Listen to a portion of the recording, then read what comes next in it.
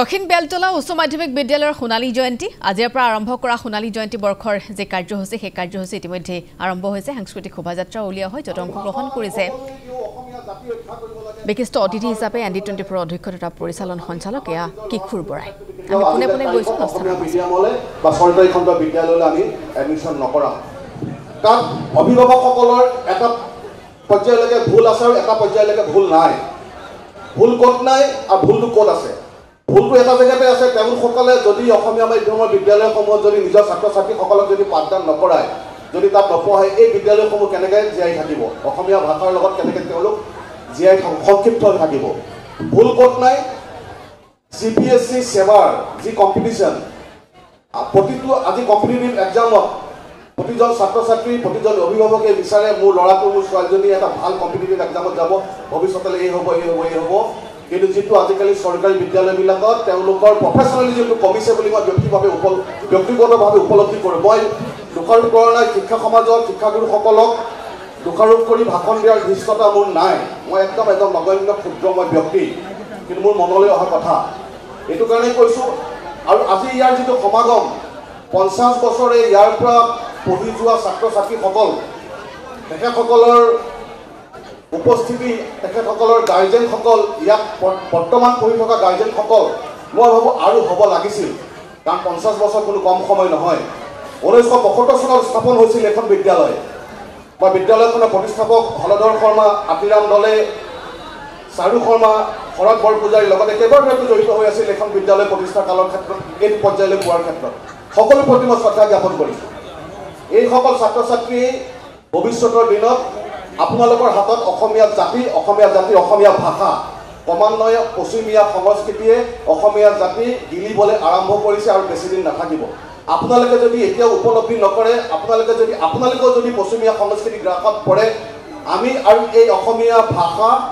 অসমীয়া সংস্কৃতি বিহু গুৰুজনাৰ তিথি মাধৱদেৱ শংকৰদেৱৰ তিথি জ্যোতি বিষ্ণু ফণী শৰ্মা গোলা গাভৰু চাউলুং চুকাফা লাচিত বৰফুকন কনকলতা খাতি আমি হয়তো পাহৰিবলগীয়া হ'ব বা আপোনালোকক অনুৰোধ কৰিম প্ৰতিজন অভিভাৱকক অনুৰোধ কৰিম আপোনালোকে ল'ৰা ছোৱালী হওক আমি নিজৰ ব্যক্তিগতভাৱে পশ্চিমীয়া সংস্কৃতি গ্ৰাসৰ পৰা ওলাই আহিলেহে অসমীয়া মাধ্যম অসমীয়া ভাষা থাকিলেহে কিন্তু অসমীয়া মাধ্যমৰ বিদ্যালয় থাকিব আপোনালোকে মনত ৰাখিব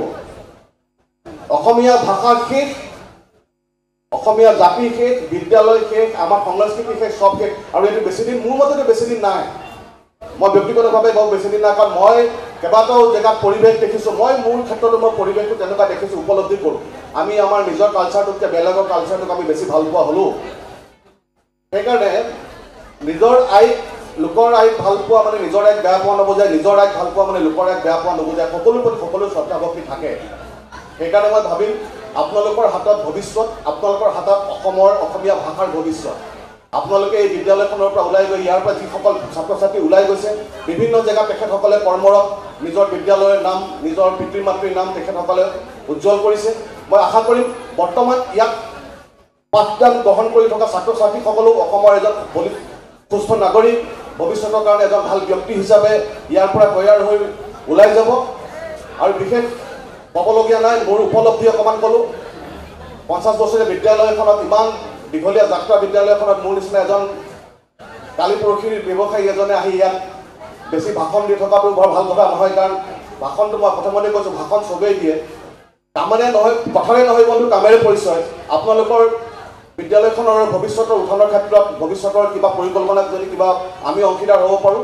আমি নথৈ আনন্দিত হ'ম আপোনালোকক আমি জনাই গ'লোঁ আপোনালোকে যদি কিবা তেনেকুৱা ধৰণৰ পৰিকল্পনা কৰে আমি ND24 পৰিয়ালে বিদ্যালয়খনৰ অলপ সহযোগিতা কৰিম আৰু ছাত্ৰ ছাত্ৰীসকলক বিশেষভাৱে অনুৰোধ জনাইছোঁ আপোনালোকৰ ভৱিষ্যতত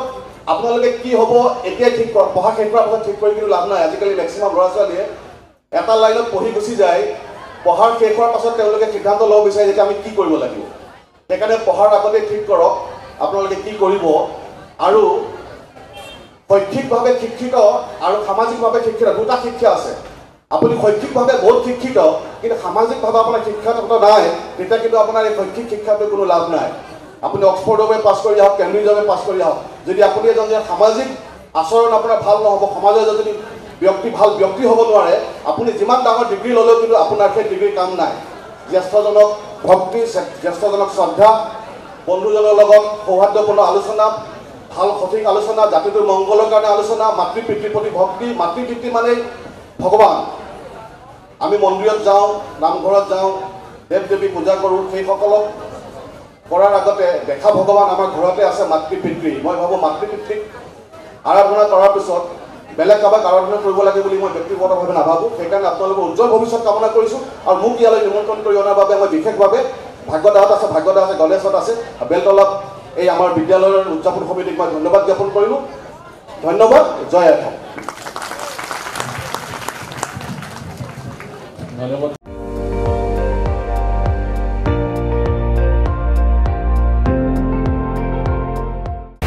আপুনি চাই আছে ND24, সৰ্বশ্ৰেষ্ঠ নহয়, সৰ্বোত্তমৰ দৌৰত।